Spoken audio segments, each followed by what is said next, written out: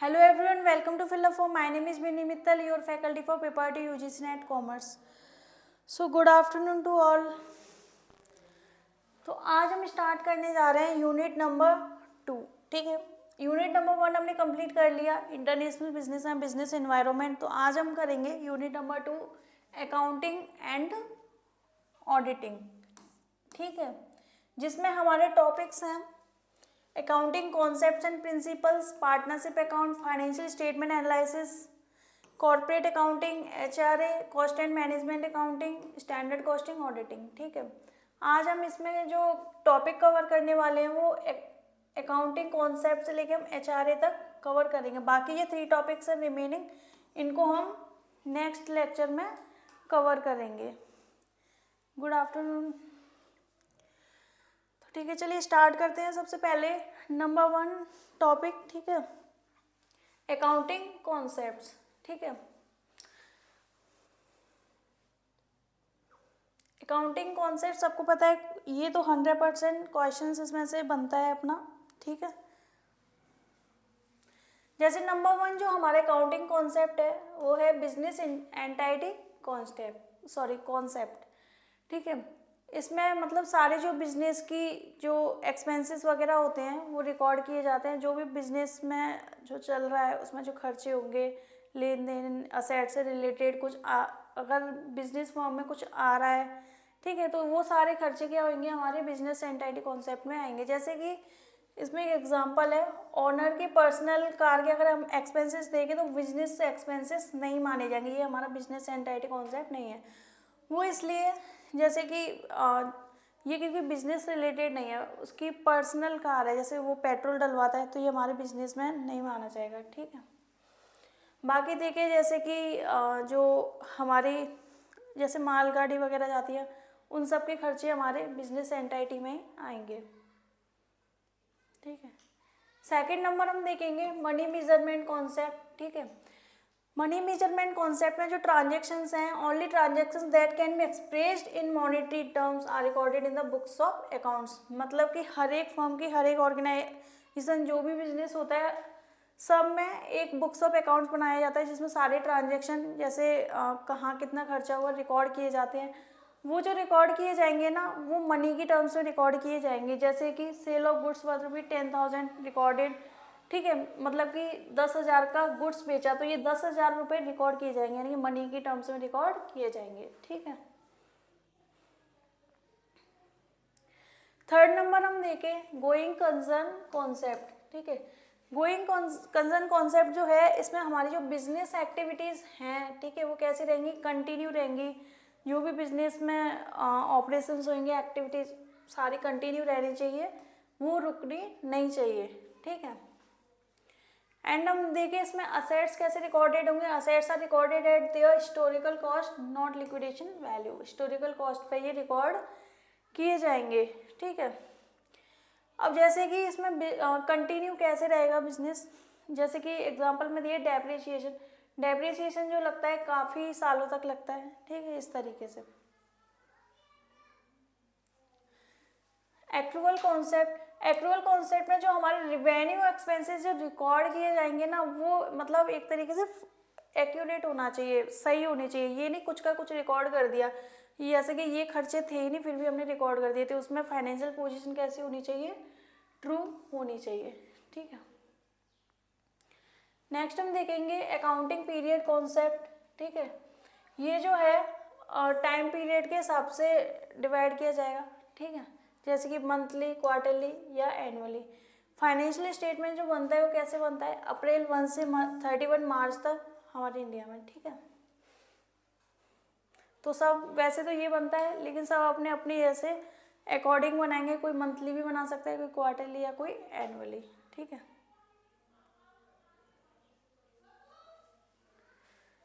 Next हम देखेंगे cost concept को. ठीक है, इसमें जैसे कि जो भी हमारे खर्चे होंगे वो सारे रिकॉर्ड किए जाएंगे. ठीक है, जैसे कि एग्जांपल है हमारा मशीन खरीदी फर्म में 5 लाख की, तो इसको रिकॉर्ड करना पड़ेगा. ठीक है,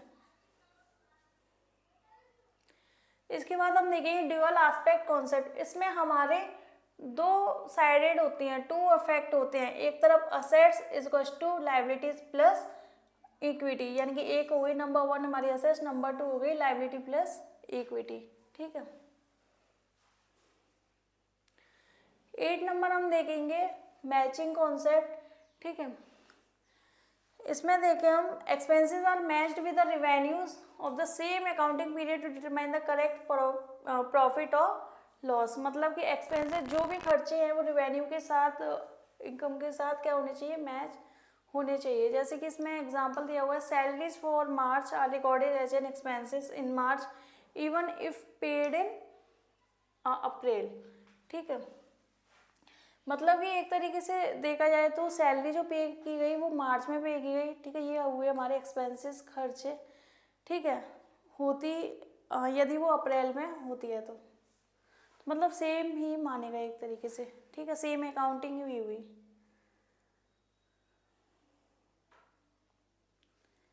इसके बाद 9 नंबर हम देखेंगे रेवेन्यू रिकॉग्निशन कॉन्सेप्ट। ठीक है।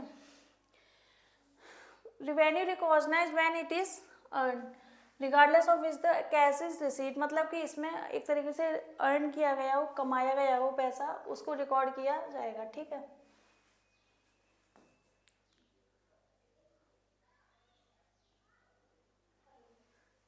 तो ये थे हमारे अकाउंटिंग कॉन्सेप्ट। अब देखेंगे अकाउंटिंग कन्वेंशंस को। हमारे 4 अकाउंटिंग कन्वेंशंस होते हैं, जिसमें नंबर 1 है हमारा कंसिस्टेंसी कॉन्सेप्ट।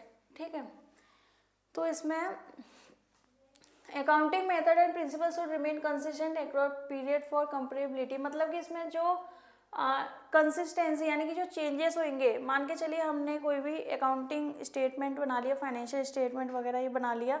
ठीक है। अगर उसमें कुछ भी चेंजेस होता है, कुछ भी कंसिस्टेंसी अगर रहती है तो उसको बताना पड़ेगा, डिस्क्लोज करना पड़ेगा, उसको छुपा नहीं सकते। ठीक है।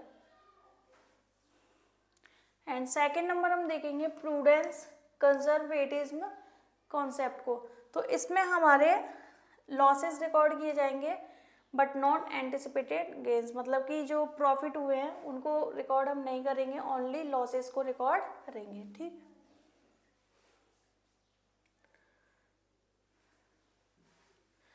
थर्ड नंबर हम देखें मेटेरियलिटी कॉन्सेप्ट। ठीक है। इनसिग्निफिकेंट और small items that do not affect decision making can be ignored in financial reporting. जो छोटी छोटी चीज़ें होंगी उनको इग्नोर किया जाएगा, ओनली जो ज़रूरी चीज़ें हैं और जो लार्ज स्केल पर है उनको ओनली डिस्क्लोज किया जाएगा, बताया जाएगा बिजनेस में कि ऐसे हुआ, ये ऐसे हुआ। छोटे मोटे खर्चों पर वो ज़्यादा ध्यान नहीं देंगे, या छोटे मोटे डिसीजंस लिए गए हैं बिजनेस में उन पर ध्यान नहीं दिया जाएगा। ओनली किन पे दिया जाएगा, significant items must be disclose, मतलब जो ज़रूरी चीज़ें हैं उनको। जैसे कि मान के चलिए ये छोटे छोटे स्मॉल स्टेशनरी एक्सपेंसेस, तो इन सब पे ध्यान नहीं देंगे छोटे मोटे खर्चों पे। जैसे कि मशीन खरीदी थी 5 लाख, तो इस पे ध्यान दिया जाएगा। ठीक है। 4 नंबर हम देखें फुल डिस्क्लोजर कॉन्सेप्ट। जो भी इंफॉर्मेशन होती है, all material information should be disclose in the financial statement to ensure transparency. मतलब कि जो भी इंफॉर्मेशन होगी मटेरियल, ठीक है, हमारे ऑर्गेनाइजेशन में, तो उसको डिस्क्लोज करना पड़ेगा, बताना पड़ेगा फाइनेंशियल स्टेटमेंट में। ठीक है। कुछ भी ऐसे छुपा नहीं सकते। एक तरीके से ट्रांसपेरेंसी इंश्योर करनी पड़ेगी, मतलब फेयरनेस दिखानी पड़ेगी, ईमानदारी दिखानी पड़ेगी। ये नहीं कि उन जैसे कोई भी एम्प्लॉयर्स ने पर्सनल एक्सपेंसेस कर लिए, ठीक है, ये चीज़ें नहीं होगी। ठीक है। तो जो भी खर्चा हुआ है फर्म से रिलेटेड उसको इसमें डिस्क्लोज करना पड़ेगा।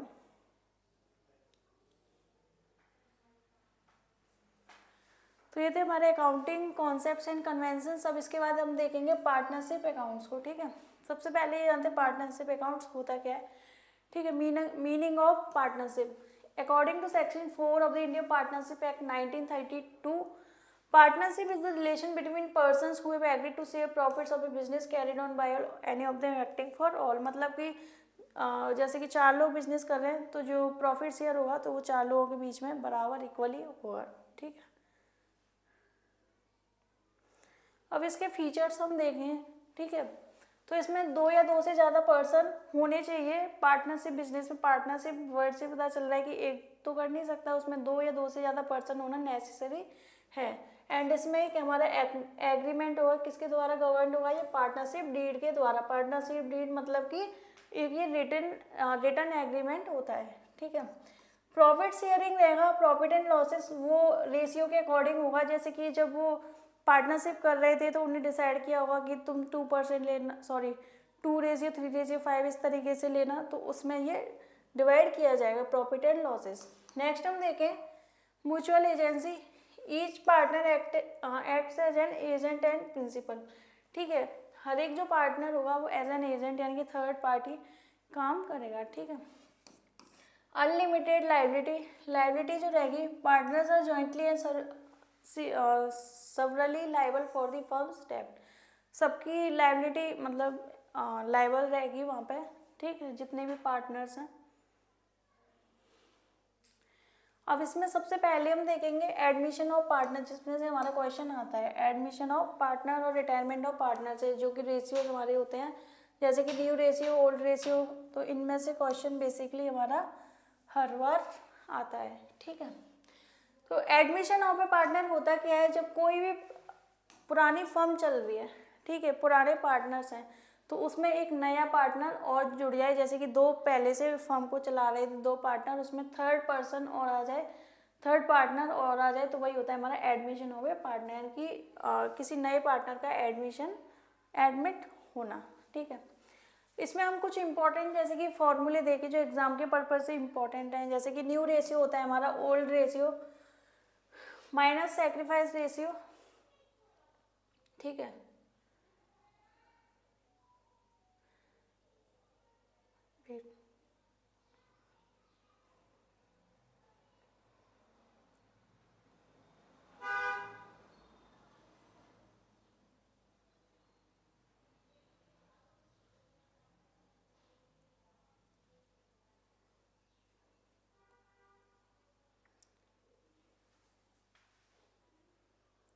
सैक्रिफाइसिंग रेशियो का हम फॉर्मूला देखें तो old ratio minus new ratio, and gaining ratio का फॉर्मूला देखें तो new ratio minus old ratio, ठीक है। एंड न्यू रेशियो का हम देखें तो old ratio minus sacrifice plus new share आएगा, ठीक है।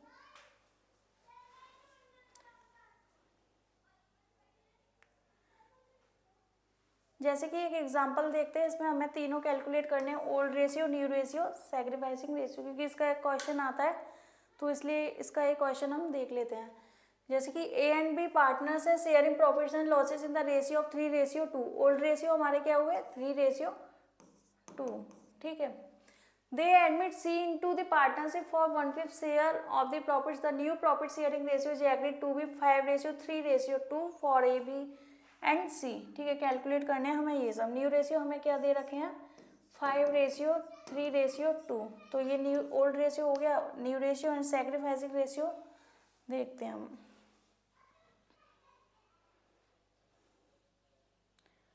ठीक है। थर्ड है हमारा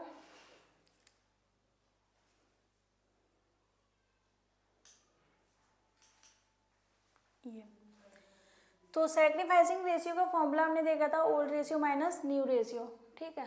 तो हमने ये कैलकुलेट किया है, ओल्ड शेयर हमारे दे रखे 3/5, न्यू शेयर 5/10, तो हमारा कैलकुलेट हो जाएगा 3/5 माइनस 5/10 इज इक्वल्स टू कितना आ गया 1/10।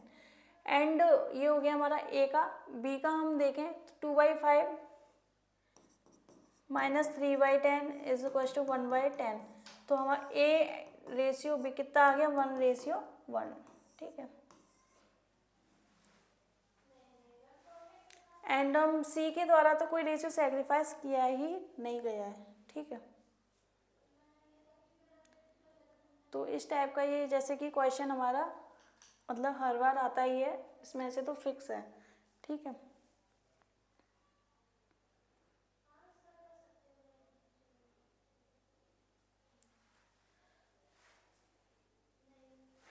अब हम देखेंगे methods of valuation of goodwill, ठीक है, जिसमें हमारे 3 मेथड है, average profit method, super profit method and capitalisation method, ठीक है।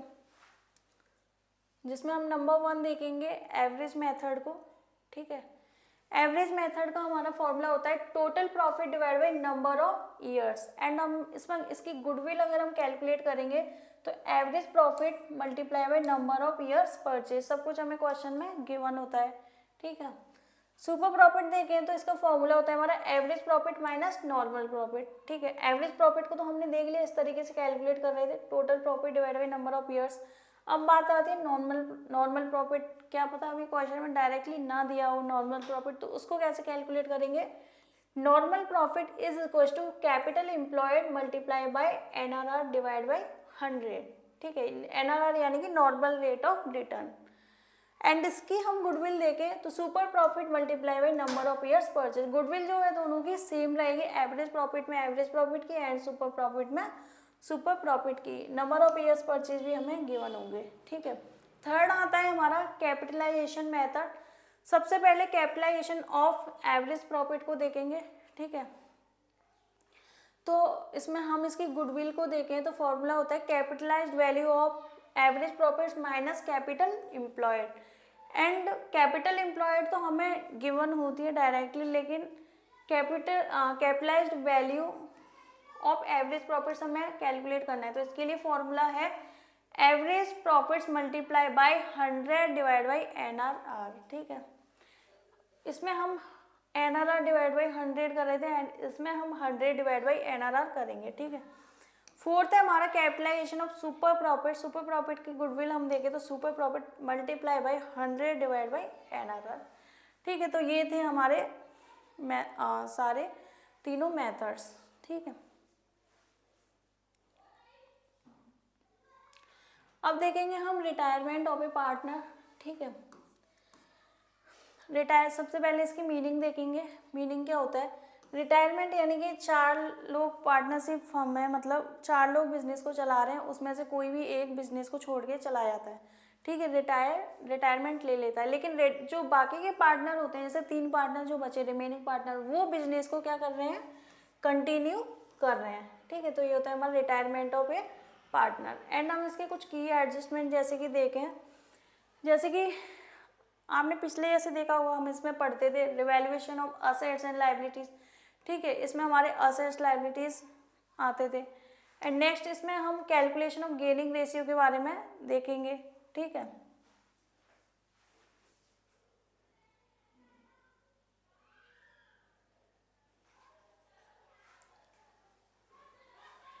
एंड इसके बाद हम देखें एडजस्टमेंट ऑफ गुडविल, ठीक है। गुडविल जो वैल्यूड होगी वो गेनिंग रेशियो पर वैल्यूड होगी, ठीक है। तो ये रिटायरमेंट ऑफ ए पार्टनर के बारे में थोड़ी बेसिक सी इंफॉर्मेशन थी। मेन तो इसमें से रेशियो का क्वेश्चन ही बनता है, ठीक है, जो हमने स्टार्टिंग में रेशियोज के फॉर्मूले देखे थे। अब इसके बाद हम देखेंगे डेथ ऑफ ए पार्टनर, ठीक है। डेथ ऑफ ए पार्टनर होता क्या है, when a partner dies their share is calculated up to the date of death and the firm may either dissolve or continue with the remaining partner।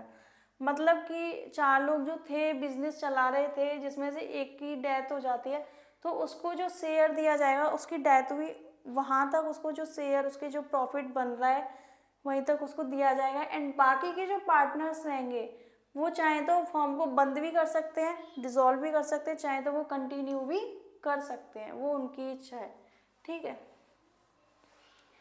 And हम इसमें कुछ की adjustment देखें तो जैसे प्रॉफिट और लॉस लिया जाएगा, कहाँ तक लिया जाएगा, जिस पर्सन जो भी पार्टनर है उसकी डेथ हुई वहाँ तक, ठीक है। Disease partner share in profit loss is calculated based on time and turnover, इसके बेसिस पर ये कैलकुलेट होगा। एंड हम इसकी गुडविल देखें, जो डिजीज पार्टनर है, जिस पार्टनर की डेथ हुई है, वो पार्टनर उसको उसकी गुडविल को क्या कर दिया जाएगा, उसके कैपिटल अकाउंट में क्रेडिट कर दिया जाएगा।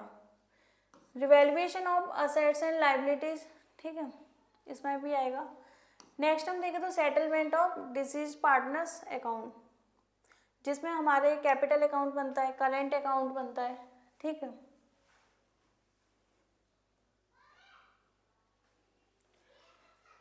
अब नेक्स्ट इसके बाद हम देखेंगे, हमने देखा admission of A partner, retirement of A partner and death of A partner. इसके बाद हमारा डिसॉल्यूशन ऑफ पार्टनरशिप फर्म, ठीक है। डिसॉल्यूशन ऑफ पार्टनरशिप फर्म यानी कि it refers to the termination of the legal relationship between all partners Ending the existence of the firm, this process involves settling all liabilities and distributing the remaining assets among the partners per the agreement applicable law.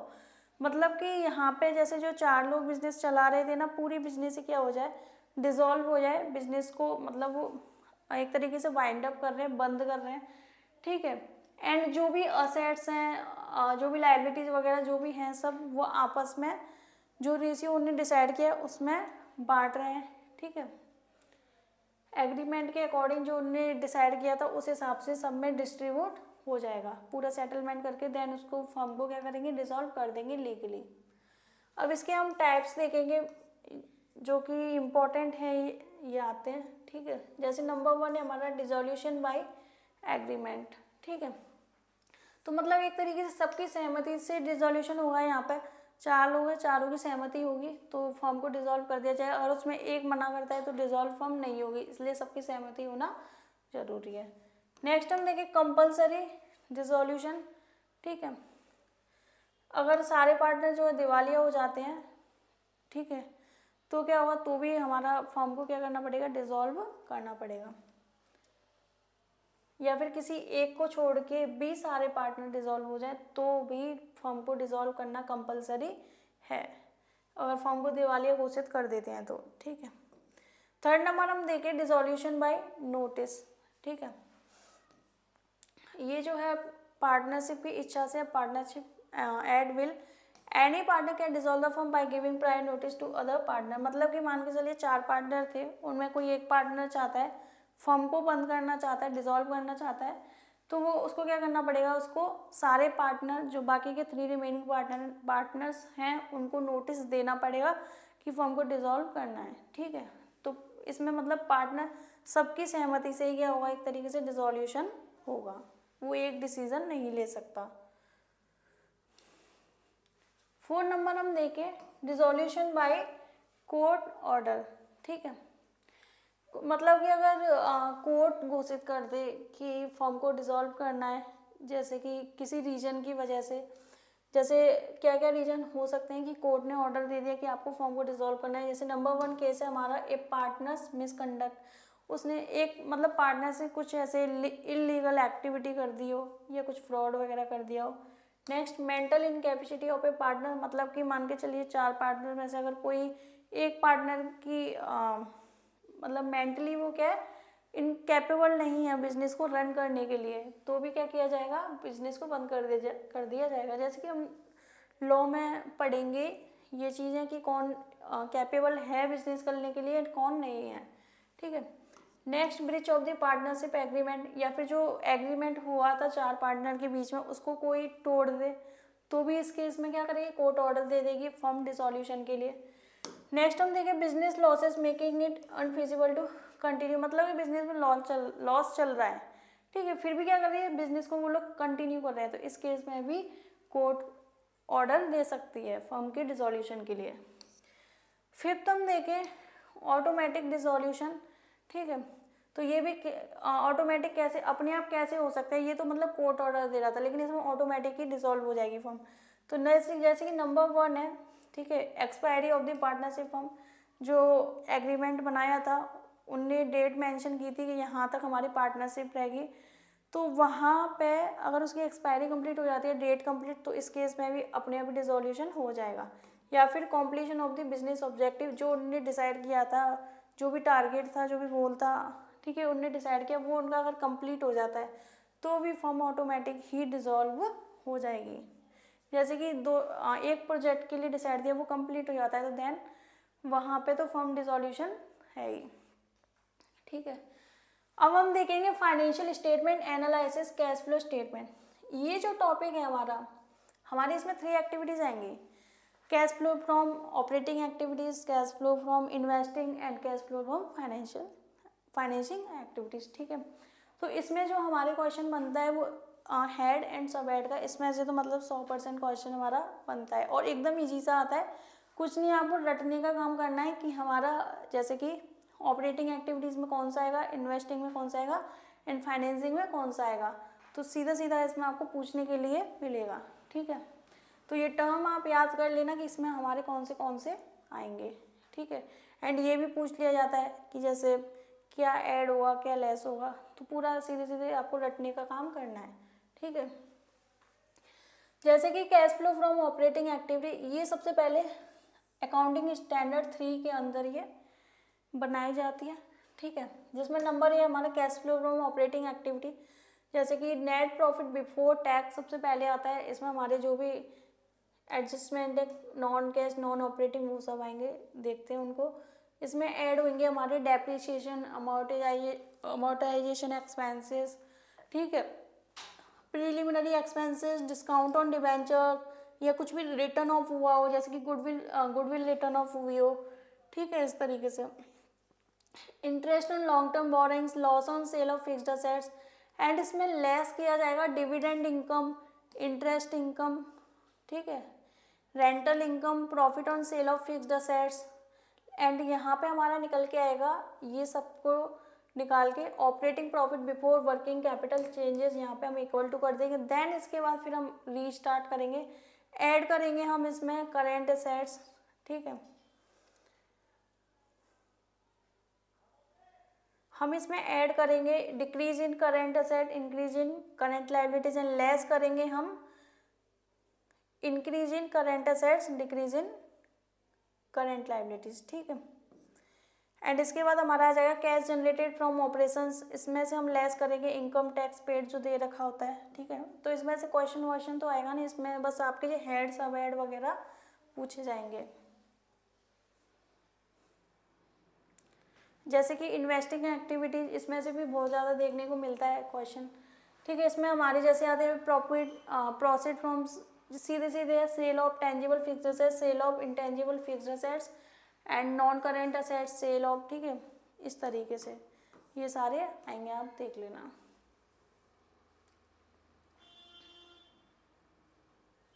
And cash flow from financing activities है next, इसमें भी है, ठीक है। जैसे कि issue of share and debenture, process from other long term borrowings आएंगे, short term borrowings आएंगे, ठीक है। एंड अगर इंक्रीज होता है हमारे बैंक ओवरड्राफ्ट बैलेंस में या कैश क्रेडिट में, ये भी आएंगे। लेस किया जाता है, ये तो हमारा ऐड किया जाएगा, इंक्रीज होगा जब, एंड लेस किया जाएगा जब डिक्रीज होगा हमारा bank overdraft and cash credit, ठीक है। Final dividend pay, interim dividend pay, then interest paid on short term and long term borrowing, इस तरीके से, ठीक है। लास्ट में आई से एंड हमारा जो कैश एंड कैश इक्विवेलेंट है बिगनिंग का वो ऐड किया जाता है, ठीक है, एंड का हमारा लेस किया जाता है।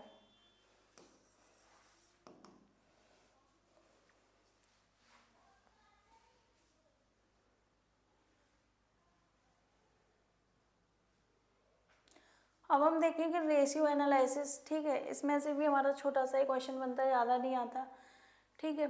तो ये रेशियोज के हमारे सारे फॉर्मूले हैं, टाइप्स ऑफ रेशियोज, ठीक है। जैसे कि लिक्विडिटी रेशियोज में हमारे आते हैं current ratio, current asset divide by current liabilities. Quick ratio का फॉर्मूला है हमारा current assets minus inventory divide by current liabilities. Profitability ratios में हम देखें तो हमारे gross profit margin, gross profit divide, तो नंबर ए नंबर बी, इस तरीके से, ठीक है। ग्रॉस प्रॉफिट का देखें तो gross profit divide by sales into 100, net profit का देखें तो net profit divide by sales into 100, and return on assets का देखें तो net profit divide by total assets, return on equity का देखें तो ये, तो इस तरीके से आप रीड कर लेना। सी है हमारा एफिशिएंसी रेशियो, एफिशिएंसी रेशियो में हमारे आते हैं असेट टर्नओवर रेशियो, इसका फॉर्मूला होता है sales divide by average total assets, ठीक है। इन्वेंट्री टर्नओवर रेशियो, रिसीवेबल्स, इस तरीके से, ठीक है। एंड नंबर डी है हमारा मार्केट रेशियो, इसमें हमारे earning per share, net income divide by number of outstanding shares, and इसके बाद ये, तो ये ऑल हमारे रेशियोज हैं, ठीक है। तो उसमें से हम फाइनेंशियल स्टेटमेंट एनालिसिस में से देखें तो उसमें से तो इजी सा ही आता है, ठीक है, आपको बस रटने का काम करना है उसमें तो। अब इसके बाद हम देखेंगे कॉर्पोरेट अकाउंटिंग को, ठीक है। कॉर्पोरेट अकाउंटिंग यानी कि इसमें हमारे सारे accounting method, principle, accounting standard वगैरह आएंगे, ठीक है। अब हम इसमें देखें कुछ की पॉइंटों को, तो जैसे कि शेयर कैपिटल, ठीक है, शेयर कैपिटल यानी कि refers to capital raised by issuing share, यानी कि जो शेयर इशू किए जाते हैं उससे क्या किया जाता है, कैपिटल को इंक्रीज किया जाता है, तो वो होती है हमारी शेयर कैपिटल, जिसमें हमारे आएंगे equity share and preference share. Equity share हम देखें, ठीक है, ये रिप्रेजेंट करता है ओनरशिप कंपनी में, मतलब कि शेयर होल्डर, ठीक है, क्या करते हैं, अगर शेयर को परचेज करते हैं, ठीक है, तो शेयर होल्डर वहाँ के कौन हो जाएंगे, मान के चलिए शेयर होल्डर अगर कंपनी में इन्वेस्ट कर रहे हैं तो वो ओनर माने जाएंगे कंपनी के। लेकिन प्रेफरेंस शेयर में ओनरशिप नहीं दी जाएगी शेयर होल्डर को, ठीक है। और लेकिन इसमें एक चीज़ है, दोनों में, जैसे इक्विटी शेयर में तो ये था ओनरशिप दी जा रही थी शेयर होल्डर को, एंड इसमें नहीं दी जा रही थी। लेकिन प्रेफरेंस शेयर में ये बेनिफिट है, सबसे पहले जो प्रेफरेंस दी जाती है, जो भी डिविडेंड होता है, जो प्रॉफिट होता है कंपनी में, जैसे कि शेयर होल्डरों ने पैसा इन्वेस्ट किया था तो कंपनी में जो प्रॉफिट होगा, तो सबसे फर्स्ट प्रायोरिटी जो मिलेगी वो प्रेफरेंस शेयर्स वालों को मिलेगी कि इनको सबसे पहले प्रॉफिट दिया जाए, बाद में इक्विटी शेयर्स को, ठीक है। इसके बाद हम देखें बोनस शेयर्स, ठीक है, ये जो है पुराने जो शेयर होल्डर होते हैं उनके लिए इश्यू किए जाते हैं, ठीक है। नेक्स्ट हम देखें डिबेंचर्स, ठीक है, ये हमारी लॉन्ग टर्म डेब्ट होती है एंड कंपनी के द्वारा इशू की जाती है अपनी कैपिटल को इंक्रीज करने के लिए। रिजर्व एंड सरप्लस हम देखें तो ये मतलब कंपनी बचा के रखती है आगे के फ्यूचर ग्रोथ के लिए, डिविडेंड वगैरह के लिए, ठीक है, रिजर्व करके रखेगी। एंड जैसे कि फाइनल अकाउंट्स ऑफ कंपनी, ये बस बेसिक नॉलेज के लिए इसमें से पूछा नहीं जाता है। P&L अकाउंट, इसमें हमारे revenue, expenses, profit and loss आएंगे, एंड बैलेंस शीट में हम देखें तो हमारी assets, liabilities, share holders equity वगैरह आएंगे, ठीक है। एंड नेक्स्ट हम देखें तो accounting for short share transactions, तो इसमें हमारे सबसे पहले इश्यू ऑफ शेयर्स, जो कि पार पे इश्यू किए जाते हैं, प्रीमियम पे इश्यू किए जाते हैं और डिस्काउंट पे इश्यू किए जाते हैं। नेक्स्ट हम देखें तो buyback shares, A company repurchase on से, मतलब कि उसने पहले शेयर इशू कर दिए, देन फिर वो क्या करती है, कंपनी रीपर्चेज दोबारा से उनको खरीद लेती है शेयर्स को। तो मेन जो क्वेश्चन इसमें से आता है हम उस पर बात करते हैं, ठीक है। ये डिविडेंड है, डिविडेंड यानी कि जैसे जो भी प्रॉफिट होता है तो कंपनी में जो प्रॉफिट होता है उसको डिवाइड किया जाता है किसमें, शेयर होल्डर्स में, ठीक है, जिनने पैसा इन्वेस्ट किया था कंपनी में। वैल्यूएशन हम गुडविल देखे, हमने ये तीनों पढ़े थे, average profit method, super profit and capitalisation, ये प्रीवियस हमने रीड किए थे, ठीक है। अमालगेमेशन एंड मर्ज हम देखें तो यानी कि कोई दो कंपनी थी अलग अलग, दोनों क्या कर ले, अमालगेमेशन कर ले, मर्ज हो जाए, फिर बिजनेस को रन करें, ठीक है। Under writing of shares and debentures हम देखें, ठीक है, मतलब कि कोई अंडर राइटर है, अगर शेयर सेल किए जाते हैं तो वो गारंटी लेता है, बीच में गारंटर होता है, ठीक है। लिक्विडेशन एंड बैंकरप्सी देखें तो यानी कि कंपनी जो है कैसे वाइंड अप हो जाए, बंद कर दिया जाए, ठीक है। दो तरीके में जैसे ये होती है, एक हमारी वॉलंटरी लिक्विडेशन होती है यानी कि शेयर होल्डर के डिसीजन से, एक होती है कंपलसरी लिक्विडेशन यानी कि कोर्ट के ऑर्डर से। अब इसमें से जो है,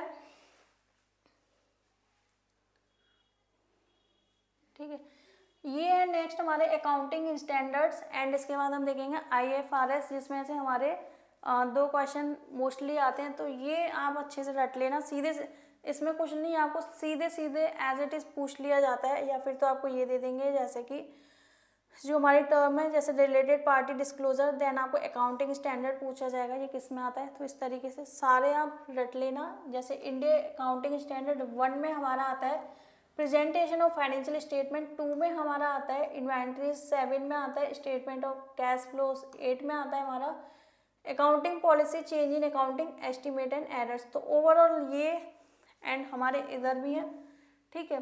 तो ये सारे हमारे अकाउंटिंग स्टैंडर्ड हैं, इनको तो आप अच्छे से रट के चले जाना, इसमें से दो क्वेश्चन हमारे आते हैं।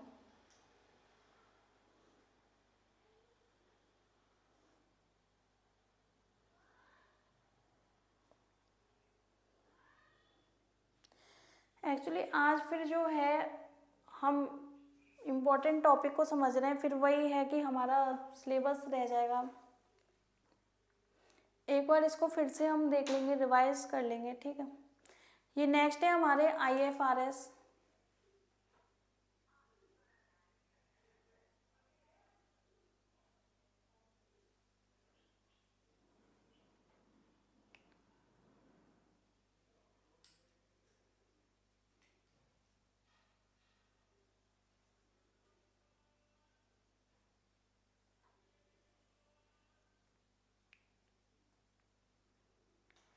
इस टॉपिक को रीड कर लेते हैं, देन इसके बाद हम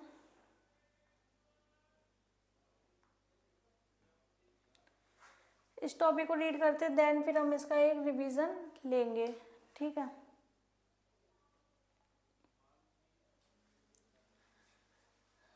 ह्यूमन रिसोर्स अकाउंटिंग, ठीक है। ह्यूमन रिसोर्स अकाउंटिंग क्या होता है? HRA जिसको बोला जाता है, ठीक है। Human resource accounting is the process of recognising and measuring the value of human resources such as employ, skill, knowledge, abilities and potential contribution to the organisation. Human resources यानी कि कौन होते हैं? हमारे एम्प्लॉय, जो कि ऑर्गेनाइजेशन में work कर रहे होते हैं, ठीक है। तो इसमें क्या करना? उनकी अकाउंटिंग करना, उनकी स्किल्स के बारे में, जो जितने भी एम्प्लॉयज़ हैं उनके स्किल्स के बारे में जानना, उनकी नॉलेज के बारे में जानना, कि एबिलिटी के बारे में, कि हर एक एम्प्लॉय जो है कितना काम कर सकता है, कितनी एबिलिटी है उसके अंदर काम करने की, कैसा काम करता है, ठीक है। एंड वो ऑर्गेनाइजेशन के लिए कितना कंट्रीब्यूशन दे रहा है, मतलब कितना योगदान दे रहा है अपना, ठीक है। तो ये होता है हमारा ह्यूमन रिसोर्स अकाउंटिंग, यानी कि एम्प्लॉय की क्या करना? अकाउंटिंग करना, ठीक है। इसके हम ऑब्जेक्टिव देखें तो ऑब्जेक्टिव हैं हमारे to improve decision making related to human capital management, ठीक है। मतलब कि जो भी डिसीजन मेकिंग प्रोसेस जो रहती है उसको इम्प्रूव करना। मान के चलिए जितने काफ़ी सारे एम्प्लॉय जो होते हैं, किसी में डिसीजन मेकिंग की एबिलिटी नहीं है, वो डिसीजन नहीं ले पाता है, तो उसको इम्प्रूव करने का काम किस में होता है? हमारा HRA में, ह्यूमन रिसोर्स अकाउंटिंग में है। तो इसलिए इसका मेन उद्देश्य क्या है? नंबर 1 हम देखें तो उनके एम्प्लॉयज़ के यानी कि HR के डिसीजन मेकिंग को इम्प्रूव करने की एबिलिटी। नेक्स्ट हम देखें तो to provide a better understanding of the value of employees bring to the organisation, ठीक है। एंड जितने भी एम्प्लॉयज़ काम करते हैं ऑर्गेनाइजेशन में, ठीक है, उनके बीच में एक अच्छी अंडरस्टैंडिंग लाना, मतलब उसको वैल्यू करना। ये नहीं कि एक दूसरे को एम्प्लॉय समझ ही नहीं रहे, मैनेजर जो है अपने एम्प्लॉयज़ को एक तरीके से समझ ही नहीं रहा है, तो सबके बीच में क्या रहनी चाहिए? एक तरीके से बेटर अंडरस्टैंडिंग रहनी चाहिए, ठीक है। अब इसमें हम देखेंगे इसके अप्रोचेस। 2 अप्रोचेस हैं हमारे, cost based approaches and value based approach, ठीक है। जैसे नंबर 1 हमारा कॉस्ट बेस्ड अप्रोच है। Measures the cost incurred to acquire and develop human resource such as recruitment, training and development cost. यानी कि जो भी खर्चा हमारा हो रहा है, जैसे कि एक एम्प्लॉय को हायर किया जा रहा है, जैसे कि वैकेंसीज निकाली, ठीक है, तो उसमें भी तो खर्चा होगा, पैम्पलेट बनाए जाएंगे, ठीक है। देन ठीक है, रिक्रूटमेंट हो गई, हमने वैकेंसीज निकाल दी, देन उनका सिलेक्शन भी हो गया ऑर्गेनाइजेशन में, फिर उनको जो ट्रेनिंग प्रोवाइड की जाएगी, ठीक है, तो उसके जो खर्चे आएंगे सारे, तो वो हमारे होते हैं कॉस्ट बेस्ड अप्रोच। नेक्स्ट हम देखें वैल्यू बेस्ड अप्रोच, ठीक है। Focuses on the economic value of human resource considering the potential future benefit they can bring to the organisation, ठीक है। मतलब आगे के जो बेनिफिट्स हैं, फ्यूचर बेनिफिट्स, तो वो सारे खर्चे किस में आएंगे? हमारे वैल्यू बेस्ड अप्रोच में आएंगे, ठीक है। इसके बाद हम देखेंगे मेथड्स ऑफ वैल्यूएशन, ठीक है, जिसमें नंबर 1 है हमारा हिस्टोरिकल कॉस्ट मेथड, ठीक है। It involves recording the cost of acquiring human resources, recruitment, training. इसमें हमारे कौन से आएंगे? जैसे कि रिक्रूटमेंट एंड ट्रेनिंग के सारे खर्चे इसमें आएंगे, ठीक है। नेक्स्ट है हमारा रिप्लेसमेंट कॉस्ट मेथड। ये किस पर फोकस करेगा? जैसे कि कोई भी एम्प्लॉय है, ठीक है, रिप्लेस हुआ है, जैसे कि कोई भी 2 एम्प्लॉय हैं, दोनों में सेम स्किल्स हैं, सेम नॉलेज है, लेकिन एक एम्प्लॉय दूसरे एम्प्लॉय को क्या कर दे? रिप्लेस कर दे, तो वो सारे हमारे किस में आएंगे? रिप्लेसमेंट कॉस्ट मेथड, यानी कि एक एम्प्लॉय को रिप्लेस करके दूसरा एम्प्लॉय आना, ठीक है। थर्ड नंबर हम देखें अपॉर्चुनिटी कॉस्ट मेथड, ठीक है। It considers the cost of the opportunity foregone when an individual is employed. ठीक है, जो कोई भी अगर इंडिविजुअल है जो मतलब बिजनेस में नहीं था, उसने अप्लाई किया ऑर्गेनाइजेशन में, देन उसको हायर कर लिया जाता है, एम्प्लॉय कर लिया जाता है, तो वो सब कॉस्ट हमारी किस में आएगी? अपॉर्चुनिटी कॉस्ट में। ठीक है, जब कोई भी नया इंडिविजुअल फर्म को ज्वाइन करता है। ठीक है, इसके बाद नेक्स्ट हम देखें present value of future earnings method. ठीक है, calculate the present value of the future earnings expected from the employ. ये जो है अर्निंग यानी कि कमाई जो है ये एक्सपेक्ट किससे की जाएगी? एम्प्लॉय से की जाएगी, क्योंकि जब एम्प्लॉय अच्छा काम करके देंगे देन तभी ही जो ऑर्गेनाइजेशन की गुडविल है वो सुधरेगी। ठीक है, अच्छी अर्निंग जब ही हो पाएगी जब एम्प्लॉय अच्छा काम करके उनको देंगे। ठीक है, तो एक बार इसको फिर से हम देखते हैं देन। ठीक है,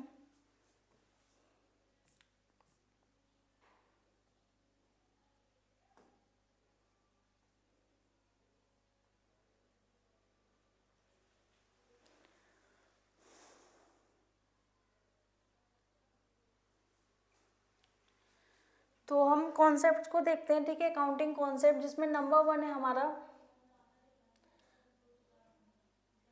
बिजनेस एंटाइटी कॉन्सेप्ट। ठीक है, इसमें जो भी बिजनेस रिलेटेड जो भी ट्रांजैक्शंस किए गए हैं बिजनेस से, जैसे कोई भी मशीन खरीदी, कुछ भी स्टेशनरी खरीदी बिजनेस में, ठीक है, जो भी सारे खर्चे हो रहे हैं तो वो सारे खर्चे रिकॉर्ड करना। ठीक है, फाइनेंशियल जो बुक उनकी बनाई जाती है, बुक्स ऑफ अकाउंट्स, उसमें रिकॉर्ड करना, तो वो होते हैं हमारे बिजनेस एंटाइटी कॉन्सेप्ट। अगर कोई भी एम्प्लॉय या कोई मैनेजर ओनर, तो उसके पर्सनल खर्चे होंगे वो सब रिकॉर्ड नहीं किए जाएंगे, ओनली इसमें बिजनेस रिलेटेड एक्सपेंसेस ही रिकॉर्ड किए जाते हैं। ठीक है,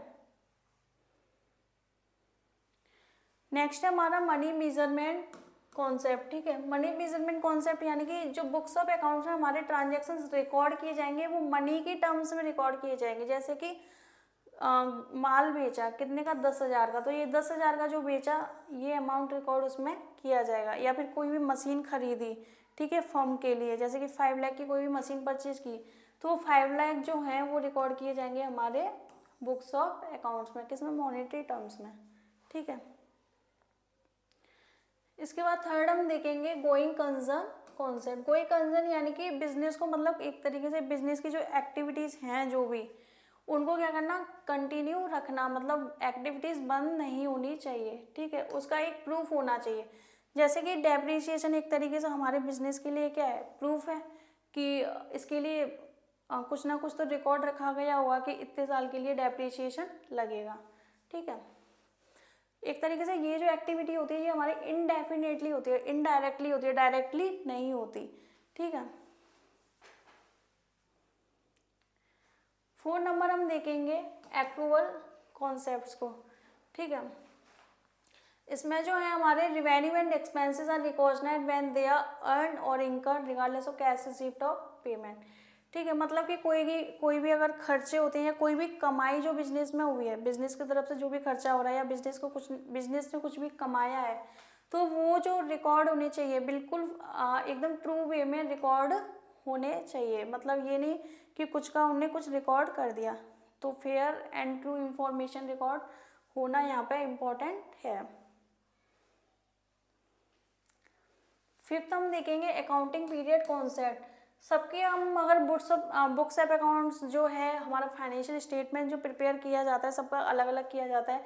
जैसे कि हमारे इंडिया में जो प्रिपेयर होता है वो अप्रैल 1 से 31 मार्च तक होता है, लेकिन हम बिजनेसेस में देखें तो कोई मंथली भी बना सकता है, कोई क्वार्टरली भी बना सकता है, कोई एनुअली भी बना सकता है। तो इसमें टाइम पीरियड के अकॉर्डिंग जो है फाइनेंशियल स्टेटमेंट बनाया जाएगा। ठीक है,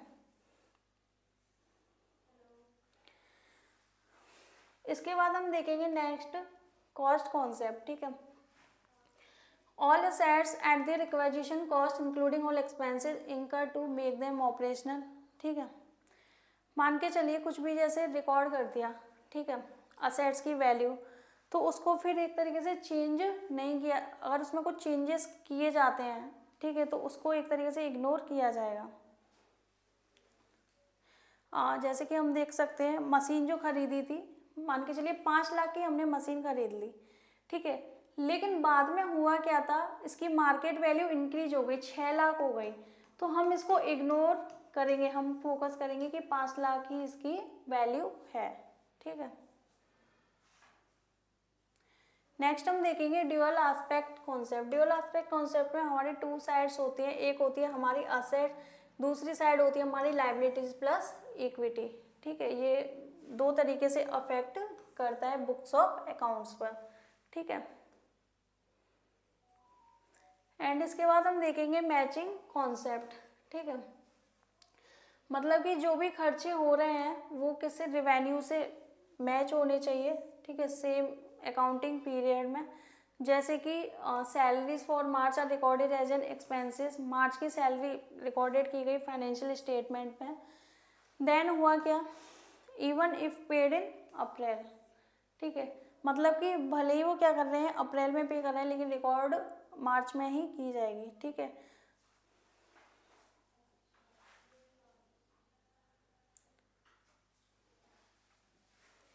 एंड इसके बाद हम देखेंगे रिवेन्यू रिकॉग्निशन कॉन्सेप्ट। ठीक है, revenue is recognised when it is earn regardless of when the cash is received. ठीक है,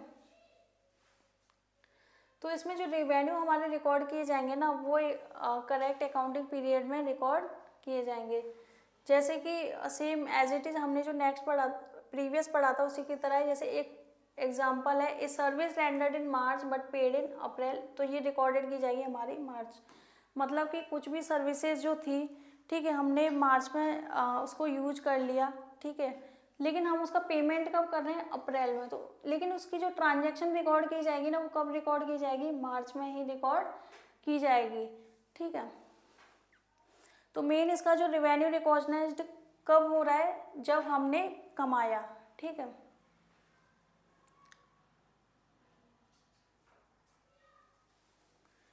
नेक्स्ट हम देखेंगे ऑब्जेक्टिविटी कॉन्सेप्ट को। ठीक है, ट्रांजैक्शन जो है रिकॉर्ड कैसे होंगे, उसका एक प्रूफ होना चाहिए, एविडेंसेस होना चाहिए। जैसे कि आजकल जो बिल बना के देते हैं, ठीक है, इलेक्ट्रॉनिकली एंड अपने हाथ से भी जो बिल बना के देते हैं, तो वो क्या एक तरीके से एविडेंस है। ठीक है, जैसे कि एग्जांपल इसमें दे रखा है, sales are record based on sales invoices not verbal communication. मतलब कि अगर कुछ भी सेल की है तो वो ऐसे तो नहीं कि बोलने से रिकॉर्ड हो जाए। ठीक है, उसको प्रॉपर इनवॉइस में रिकॉर्ड करना पड़ेगा। ठीक है,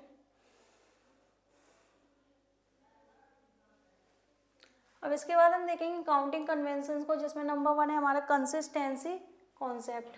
ठीक है, कंसिस्टेंसी कॉन्सेप्ट यानी कि मतलब अगर कुछ भी बिजनेस में अगर चेंज होता है, ठीक है, तो उसको क्या किया जाएगा, डिस्क्लोज किया जाएगा। मतलब आज हम बिजनेस में कुछ कर रहे थे, देन बाद में कुछ करें, तो वो सारी इंफॉर्मेशन बिजनेस में बताई जाएंगी। ठीक है, नेक्स्ट हम देखें प्रूडेंस कंजर्वेटिज्म कॉन्सेप्ट। ठीक है, इसमें हमारे जो लॉसेस जो हुए हैं बिजनेस में, वो फाइनेंशियल स्टेटमेंट रिकॉर्ड किए जाएंगे, एंड जो भी गेन्स हुए हैं उनको हम इग्नोर करेंगे, वो रिकॉर्ड नहीं किए जाएंगे। जैसे कि, ठीक है,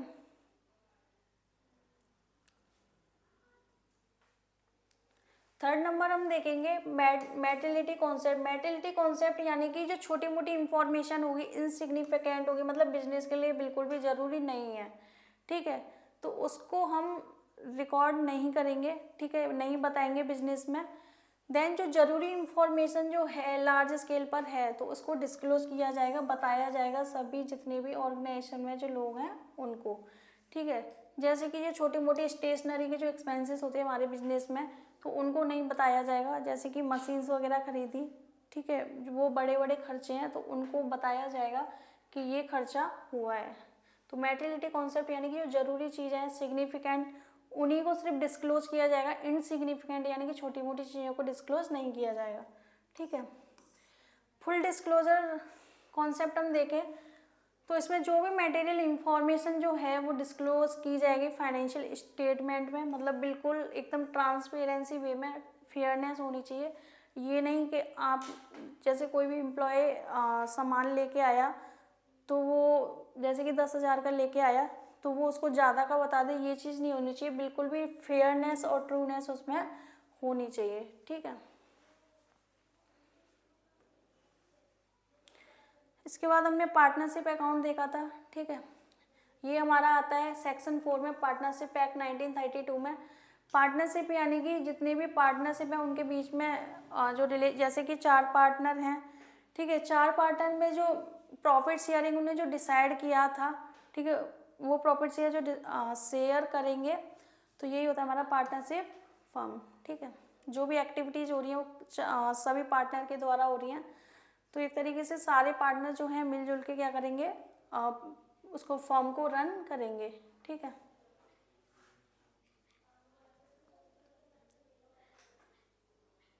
फीचर्स हम देखें, इसमें 2 या 2 से ज़्यादा पर्सन होने चाहिए एक पार्टनरशिप फर्म को चलाने के लिए, क्योंकि एक पर्सन तो पार्टनरशिप फर्म में बिजनेस रन नहीं कर सकता। उसमें 2 पार्टनर होने चाहिए या 2 से ज़्यादा होने चाहिए। ठीक है, एग्रीमेंट होना चाहिए जितने भी पार्टनर हैं सभी के बीच में, एंड ये गवर्नड होगा पार्टनरशिप डीड के द्वारा। पार्टनरशिप डीड के द्वारा यानी कि ये रिटर्न एग्रीमेंट हमारा होगा। ठीक है, प्रॉफिट शेयरिंग जो होगी, जो भी पार्टनर हैं उन्हें आपस में जो रेशियो डिसाइड किया था, जैसे कि 3:2:1 इस तरीके से, तो वो प्रॉफिट एंड लॉसेस उस रेशियो में डिवाइड किया जाएगा। ठीक है, म्यूचुअल एजेंसी। ठीक है, तो इसमें यानी कि जो हर एक पार्टनर है वो एक तरीके से एज अ थर्ड पार्टी काम करेगा।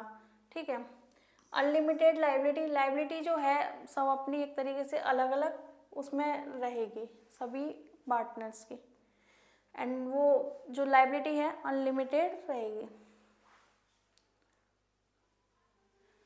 तो इसमें हम देखें एडमिशन ऑफ ए पार्टनर। ठीक है, जब जैसे कि कोई भी फर्म है पहले से चल रही है, उसमें ऑलरेडी 2 पार्टनर हैं, कोई भी थर्ड पार्टनर आगे उसमें ज्वाइन कर लेता है, तो वो होता है हमारा एडमिशन ऑफ ए पार्टनर। ठीक है, इसमें हम इसके फॉर्मूले देखें तो न्यू रेशियो का old ratio minus sacrifice ratio plus new share. New share यानी कि जैसे 1/2, 3/2 इस तरीके से। जैसे कि सी ने बिजनेस को ज्वाइन किया 1/2 शेयर से, तो वो हमारा यहाँ पर आएगा। ठीक है, सेक्रीफाइसिंग रेशियो यानी कि old ratio minus new ratio. Gaining ratio यानी कि new ratio minus old ratio. ठीक है, इसका हम प्रैक्टिकल एग्जांपल देखें। ए बी पार्टनर है, इसका रेशियो दे रखा है 3:2, ओल्ड रेशियो ये हमारा। ठीक है, सी एडमिट हुआ 1/5 शेयर से, जैसे कि मैंने जो अभी बात की थी, हमारा न्यू शेयर आएगा वो यही आएगा 1/5 शेयर। ठीक है, the new profit sharing ratio is agreed to be 5:3:2। A B C का नया रेशियो क्या दे रखा है 5:3:2। ठीक है, तो ओल्ड रेशियो हो गया हमारा 3/2, न्यू रेशियो हो गया 5:3:2। सेक्रीफाइसिंग रेशियो हम देखें तो old ratio minus new ratio. ठीक है,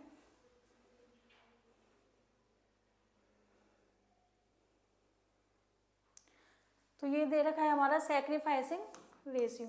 ठीक है, 3/5 माइनस 5/10, तो ये आ गया 1/10। एंड बी का हम देखें तो 2/5 माइनस 3/10, तो ये 1/10। तो दोनों का कितना आ गया 1/10 रेशियो 1/10, फिर 1:1 हो गया। ठीक है,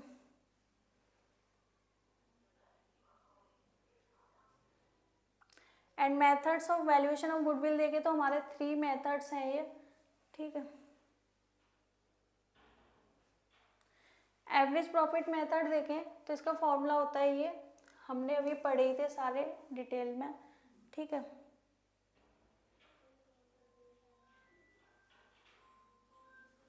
अब इसके बाद हम देखेंगे रिटायरमेंट ऑफ ए पार्टनर।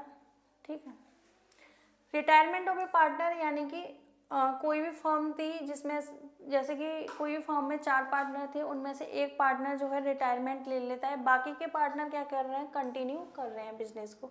ठीक है, इसमें हमारे कुछ जैसे टर्म आते हैं, revaluation of assets and liabilities and, ठीक है, इसमें हमारे असेट्स लाइबिलिटीज़ आएंगे, and calculation of gaining ratio. Gaining ratio यानी कि new ratio minus old ratio.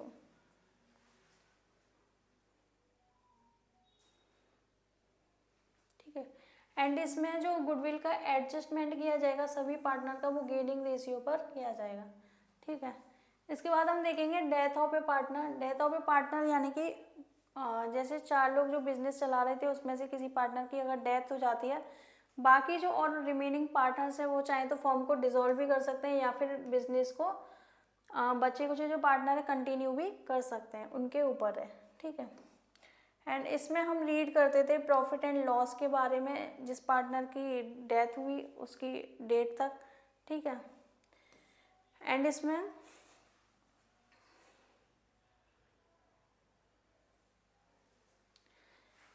Share of goodwill, यानी कि जिस पार्टनर की जो डेथ हुई थी तो उसकी जो गुडविल है वो क्रेडिट की जाएगी उसके कैपिटल अकाउंट में, ठीक है। इसमें हमारे revaluation of assets and liabilities में भी अकाउंट हमारा बनता है, ठीक है। एंड इसमें हमारे capital account and current account prepare होते हैं। इसके बाद हम देखें तो dissolution of partnership firm. Dissolution of partnership firm यानी कि जितने भी जो पार्टनर्स हैं, ठीक है, सब फर्म को मिलके क्या कर दे, डिसॉल्व कर दे, बंद कर दे परमानेंटली, ठीक है। एंड जो उसकी असेट्स लायबिलिटीज जो होंगी, जो भी लायबिलिटीज रहता है, जो भी पैसा रहता है, असेट्स रहता है, तो वो क्या करेंगे, सभी पार्टनर आपस में डिवाइड कर लेंगे, ठीक है, इक्वली। एंड इसके टाइप्स हम देखें तो नंबर 1 है हमारा डिसॉल्यूशन बाय एग्रीमेंट, ठीक है। सभी पार्टनर की सहमति से एक एग्रीमेंट बनाया जाएगा फर्म डिसॉल्यूशन के लिए, ठीक है।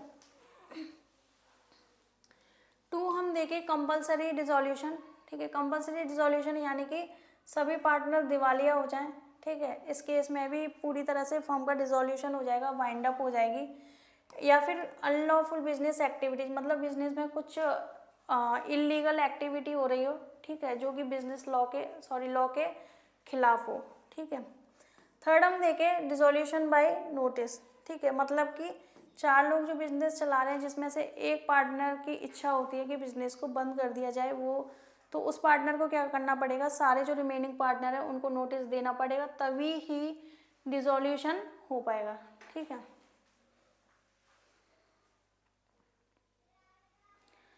4 नंबर हम देखें डिसॉल्यूशन बाय कोर्ट ऑर्डर, ठीक है। यानी कि इसमें बिजनेस ने कुछ ऐसा काम किया हो जिससे कोर्ट ने ही ऑर्डर दे दिया कि आप फर्म को डिसॉल्व कर दो। जैसे नंबर 1 है इसमें पार्टनर्स मिसकंडक्ट, यानी कि कुछ वो कुछ मतलब गलत काम कर रहे हो, जो पार्टनर्स हैं गलत एक्टिविटी कर रहे हो बिजनेस में, तो क्या करेगी, कोर्ट ऑर्डर दे देगी कि फर्म को डिसॉल्व कर दिया जाए, ठीक है। या फिर mental incapacity of A partner, उन जो पार्टनर्स हैं वो कैपेबल ही नहीं है बिजनेस को करने के लिए, मतलब उनका जो मेंटल हेल्थ है उनकी बिगड़ चुकी है, ठीक है। तो इस केस में भी कोर्ट को ऑर्डर देना पड़ेगा, ठीक है। नेक्स्ट है हमारा breach of the partnership agreement. मान के चलिए जो पार्टनरशिप एग्रीमेंट हुआ था 4 पार्टनर के बीच में, अगर वो एग्रीमेंट को ही तोड़ दें, ठीक है, मतलब उन्हें कंप्लीट ही नहीं किया, तो इस केस में भी कोर्ट ऑर्डर दे देगी, ठीक है। या फिर बिजनेस को लॉस हुआ हो फिर भी वो बिजनेस को कंटिन्यू कर रहे हैं, तो इस केस में भी कोर्ट को ऑर्डर देना पड़ेगा, ठीक है। 5th हम देखें ऑटोमेटिक डिसॉल्यूशन। ऑटोमेटिक डिसॉल्यूशन मतलब कि खुद ही डिसॉल्व हो जाए फर्म, जिसमें पार्टनर को भी कुछ नहीं करना पड़ा, ना कोर्ट को कुछ करना पड़ा, फर्म अपने आप ही डिसॉल्व हो गई। किस केस में, expiry of the partnership firm, मतलब जो पार्टनरशिप टर्म थी 3 साल के लिए, 4 साल के लिए, वो कंप्लीट हो चुका है पूरा एग्रीमेंट, देन इस केस में फर्म डिसॉल्व हो जाएगी, ठीक है। Completion of the business objective, यानी कि जो भी उनने ऑब्जेक्टिव डिसाइड किया था अपने बिजनेस में, जो 4 पार्टनर जो बिजनेस कर रहे हैं आपस में मिलके, उनने कोई गोल डिसाइड किया था कि कोई, या फिर वो प्रोजेक्ट के पर्पज से आए थे, तो वो कंप्लीट अगर हो जाता है तो इस केस में भी वो फर्म जो है ऑटोमेटिक डिसॉल्व हो जाएगी, ठीक है।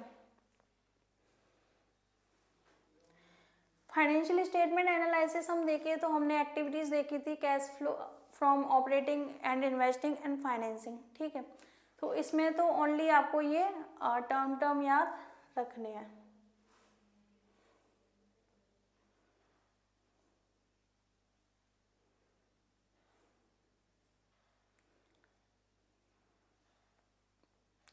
एंड ये थे हमारे रेशियोज, ठीक है।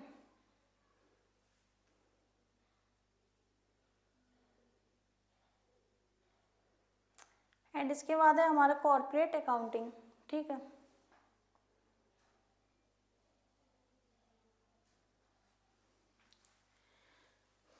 कॉर्पोरेट अकाउंटिंग देखें तो हमारे इसमें जो भी accounting method, principle, standards, concepts वगैरह होते हैं, तो वो सब हमारे किस में आते हैं, कॉर्पोरेट अकाउंटिंग में, ठीक है।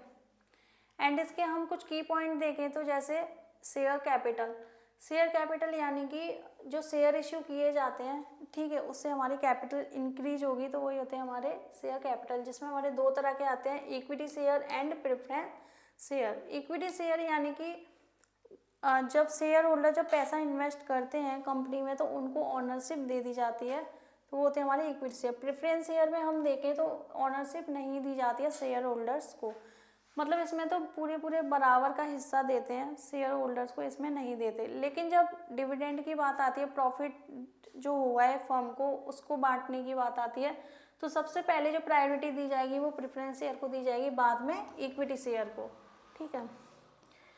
बोनस शेयर हम देखें तो शेयर इश्यू होते हैं, जो पुराने शेयर होल्डर होते हैं पहले उन्हीं को इश्यू होते हैं, ठीक है। डिवेंचर्स हम देखें तो ये हमारे लॉन्ग टर्म डेब्ट है, ठीक है, जो कि कंपनी के द्वारा इश्यू होते हैं कंपनी कैपिटल को इंक्रीज करने के लिए। रिजर्व एंड सरप्लस देखें तो ये फर्म अपने पास अलग से संभाल के रखती है, जिससे कि आगे के लिए वो काम आए, फर्म की ग्रोथ के लिए, ठीक है।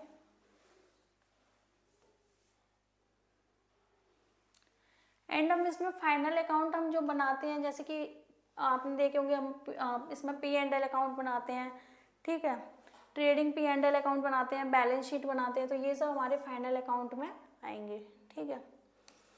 नेक्स्ट हम देखें अकाउंटिंग फॉर शेयर ट्रांजैक्शन, जिसमें हमारे जैसे इश्यू ऑफ शेयर्स के क्वेश्चन हमने देखे थे, जो कि शेयर इश्यू किए जाते थे एट पार पर, एट प्रीमियम पर और एट डिस्काउंट पर, ठीक है। एंड नेक्स्ट हमारा बाईबैक ऑफ शेयर, यानी कि जो शेयर्स हैं, ठीक है, तो वो मार्केट से क्या कर ले, दोबारा से उनको खरीद ले, मतलब उसने एक बार खरीद लिए थे, दोबारा से उनको रीपरचेज कर ले, ठीक है, तो वो होते हैं बाईबैक।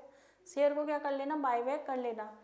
डिविडेंड हम देखें, डिविडेंड यानी कि जो कंपनी का जो प्रॉफिट है, ठीक है, कंपनी का प्रॉफिट है उसको डिस्ट्रीब्यूट कर देना शेयर होल्डर्स के बीच में, जिनने पैसा लगाया था कंपनी में, ठीक है।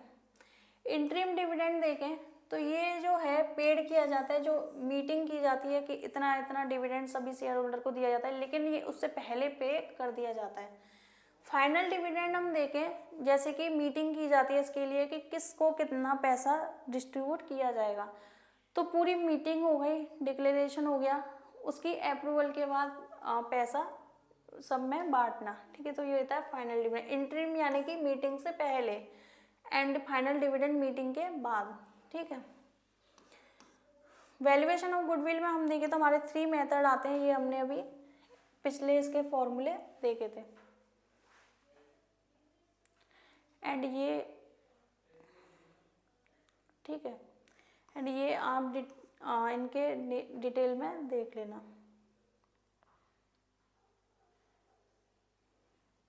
इसके बाद हमने ह्यूमन रिसोर्स अकाउंटिंग देखा था, ठीक है। ह्यूमन रिसोर्स अकाउंटिंग यानी कि जो एम्प्लॉयज़ हैं जो फर्म में काम कर रहे हैं उनकी अकाउंटिंग करना, उनकी स्किल्स की, वो कितना काम करते हैं, कैसा काम करते हैं, उनकी एबिलिटी चेक करना, ठीक है, तो ये सब आएगा हमारा ह्यूमन रिसोर्स अकाउंटिंग में, ठीक है।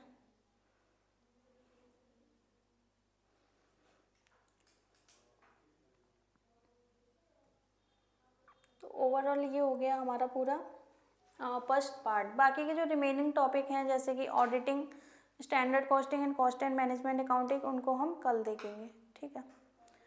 तो मिलते हैं कल की क्लास में।